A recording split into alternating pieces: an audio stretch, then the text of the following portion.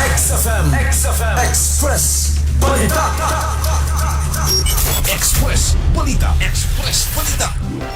Duha lamang kaanggulo ang nakitaan karon ni Barabo Surigao del Sur Mayor Roneto L. Martizano. Ang posibleng motibo luyo sa nahitabo nga pag-ambos kaniya niadtong Pebrero 3, 2026 sa iyang pamahayag ngadto sa media niadtong Hulyo 13, 2026 gibutiyag sa mayor nga posibleng nalambigit sa politika og sa iyang hugot nga kampanya batok sa illegal river mining nga iya nga gipahunong sa lungsod ang maong pag-atake. Dugang pa ni Mayor Martizano adunay na siya na ilhang individual nga adunay dakong interes sa paghimo og daotan kaniya diin giila niini ang suspetsado nga si alias Commander Puma kinsa kasamtangan ng anaa sa kustodiya sa mga otoridad human kini masikop sa hiniusang operasyon sa Police Regional Office 13 ug Barobo Municipal Police Station. Sa pagkakaron nagpadayon pa ang gihimong investigasyon sa Kapulisan aron masuta ang uban pang detalye sa maong insidente ug aron mapanubag ang tanang responsable subay sa balaod. Ako nang ikasulti sa miagi pa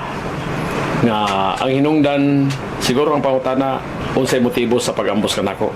Ang motibo sa pag-ambos kanako una tungod sa mining sa river nga akong gipa-stop. Ikaduha politika.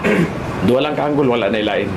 Mining o politika. Ang tipik sa pamahayag ni Mayor Roneto L. Martizano, mga katropa. Aron kanunay nga maangkon ang kahimsog sa panglawas, ayaw kalimot sa pag-inom ug paggamit sa produktong Santon Plus Gold Herbal Capsule. Alang sa Rekyosang Pilipino para sa Pilipinas, kinis katropang Ray Alburo Alinton, XFM News. XFM Report. Balitang Regional.